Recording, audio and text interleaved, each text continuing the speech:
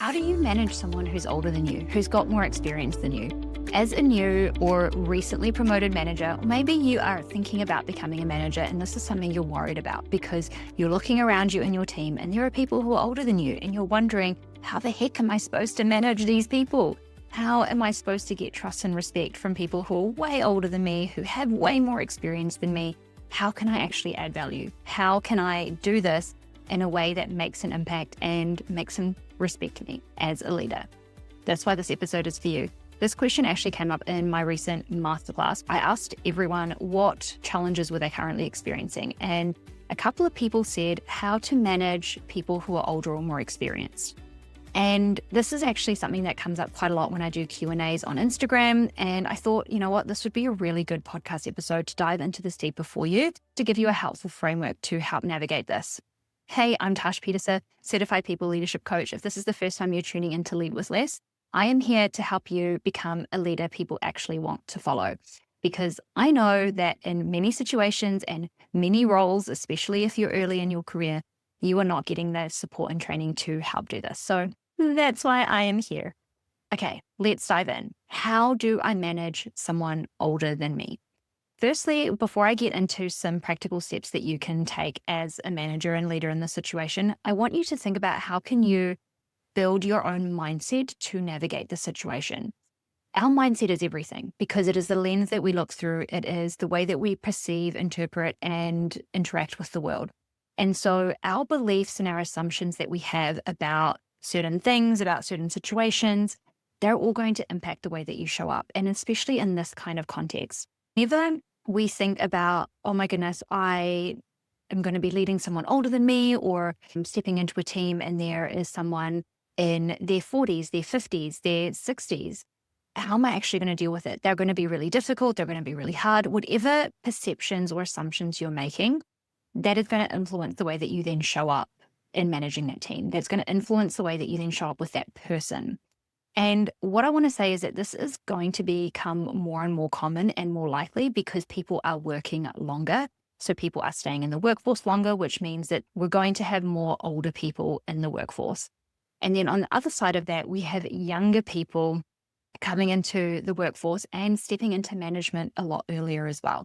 And so we are going to be navigating, or you're going to be navigating this at some point in your career. We are also in a really interesting time right now where we have the most generations in the workforce at the same time. Pretty sure there are 4 generations in the workforce right now. We still have some baby boomers who are working. We have Gen X, we have Gen Y or millennials, and we have Gen Z and Gen Alpha are now coming into high school and stepping into their first jobs as well. It is a really interesting time with a lot of different dynamics, a lot of different generational differences.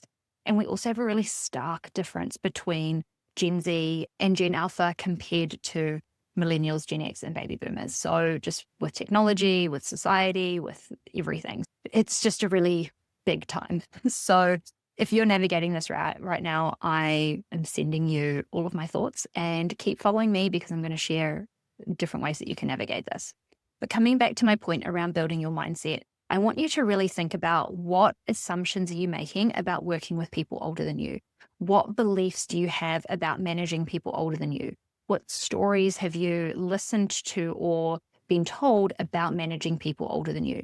Because unless you've done it before, all of your ideas about it have been conditioned by other people, have been things that you've read or listened to or heard or been told.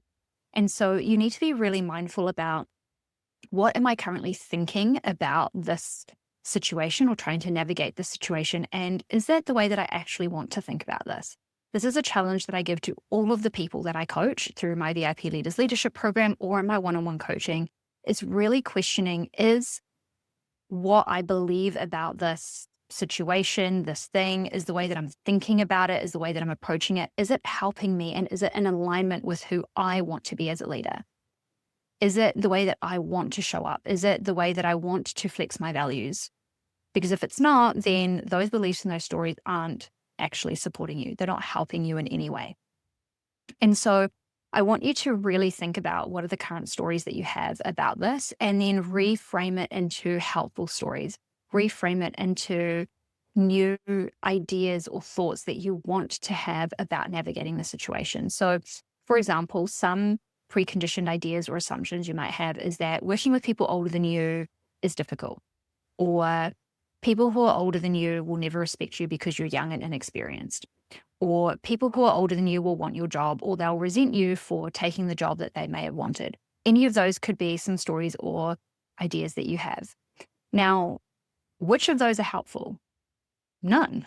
None of those are helpful. None of those are helping you to show up in the best way that you can. And so working on reframing that is really important. For example, you could say, people who are older than me have more experience and I can add value by offering a different perspective. Or people who are older than me, they may not have wanted this job and they want to continue being an exceptional contributor in their current job, and I can help them do that. I can build trust and respect with anyone, any level, if I show up in a way that is in integrity and is authentic. Those are way more helpful thoughts and will actually help you to move forward. So that's the first part that I really want to work through, is thinking about your own mindset process. And this is a lot of the work that we do in my VIP Leaders program. So if that's something that you are interested in, if you want to dive deeper into mindset baggage, how to coach, how to give feedback, how to build your own emotional intelligence in navigating and managing people in all different situations, then head down into the show notes and join the interest list for when the next round comes up, because it'll be in a couple of months. So how do you manage team members who are older than you? I've got 6 things that I want to share here with you, and I will share them at a high level, and I know that they will be helpful for you. So the first thing to always do in situations like this is acknowledge and recognize their skills and their experience, their expertise, because they have so much. And we are not here to override that. We're not here to get rid of that. We're here to use that. We're here to leverage their skills and experience. So acknowledge it and recognize it and show that it has value and that you want to leverage value. So that is step number 1, is just make a point of recognizing and acknowledging those skills and those experiences, because they're going to be super valuable for you.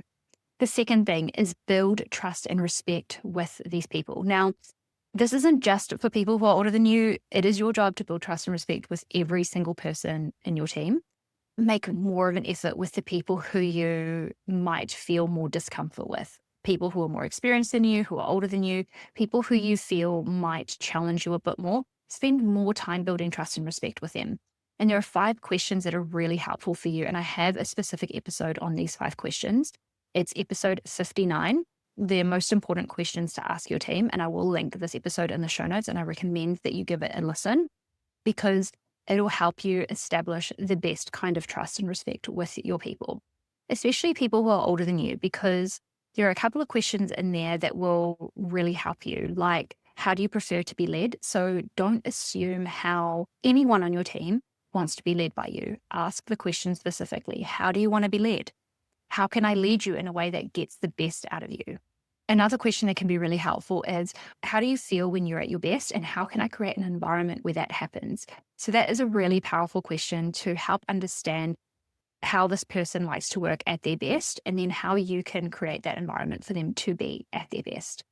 These questions also help you to establish what this relationship is and how you're going to best work together. So one thing that's really important in situations like this is we need to establish what the dynamic is. And this is not to establish a power dynamic. It's to say, hey, I am managing this team. I'm the leader. I'm here to enable you to do your best work. I'm here to help the team succeed. I'm here to help us all achieve the results and the outcomes that we're looking for. And I want to know how I can help you do that even more. So it really helps to build that connection, that sense of, wow, this person actually cares about me. And that's what your team member is always going to be focused on. Does this person care about me? Do they care about me being successful? Do they care about me doing good work? So instead of thinking or getting hung up on the age and the level of experience, just think about them as another person who is on this team who wants to do great work. If you focus there, you're always going to be better off as a starting point. And see what comes up in that conversation to understand what you can best do to help this person succeed. Point number 3, the third thing to do is set clear expectations. Now, these are required no matter age, the skill level, the team member. You need to set clear expectations in every context with every person, because clear expectations is what sets everyone up for success. When we set clear expectations, people know what they need to do, why they need to do it, and when they need to do it by. This isn't about telling them how to do something, because we don't want to fall into micromanagement territory, but this is about establishing the criteria around what people are doing and how they can do it in the most successful way as possible. So why do they need to do this thing that you're asking them to do? Why is it important? How does it connect to the team goals? How does this help their growth and development? The why is really important because it gets them engaged in what you're asking them to do. The what does done look like? What does success look like? What outcome are you looking for from this? So that they know what you're actually asking and what you're looking for. They might figure out the best way to do it. It might be completely different to how you do it, but you don't have to dictate the how, but you do need to dictate the what. What are you looking for when they give this back to you?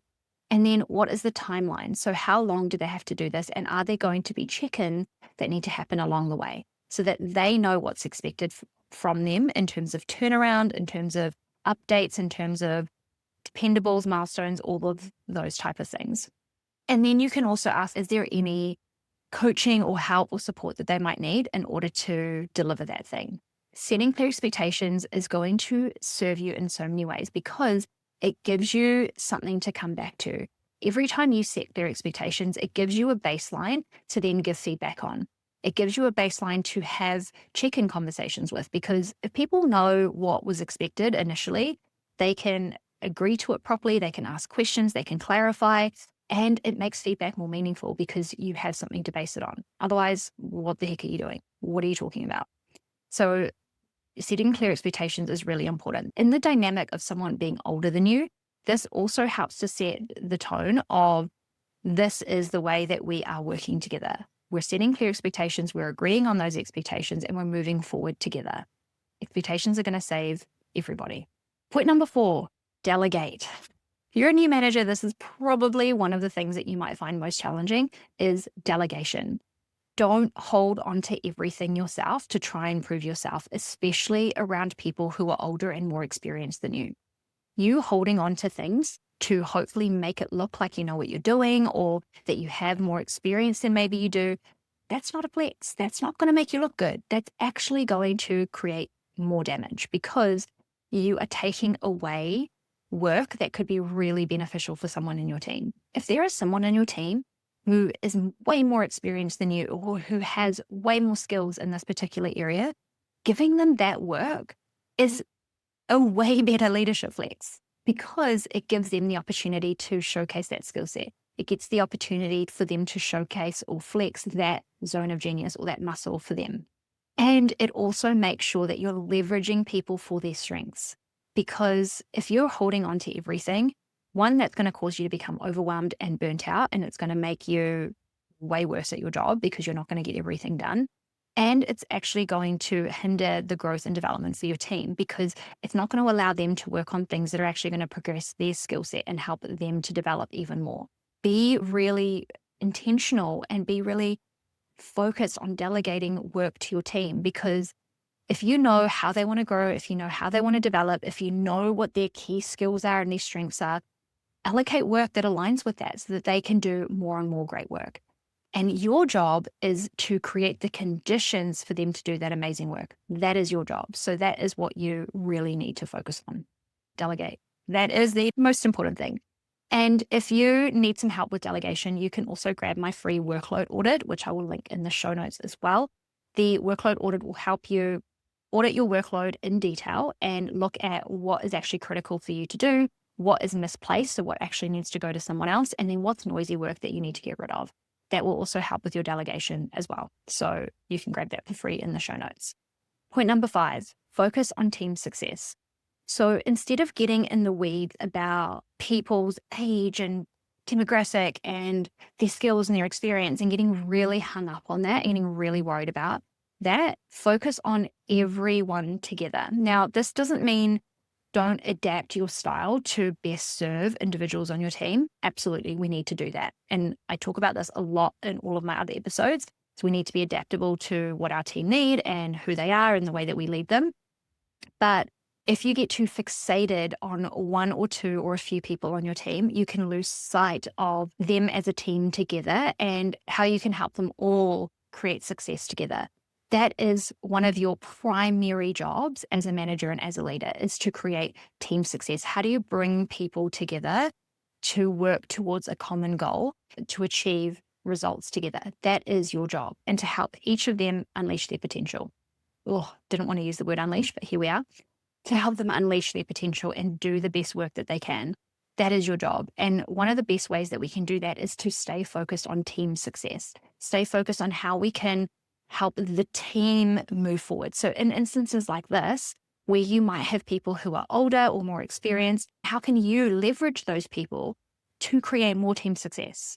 Instead of worrying about, oh my gosh, I need to make sure that everyone's successful and I need to make sure this and this. Like, how do I bring the whole team together to do great work? And how do I leverage everyone's strengths, everyone's skill set, everyone's experience to create amazing results for the team?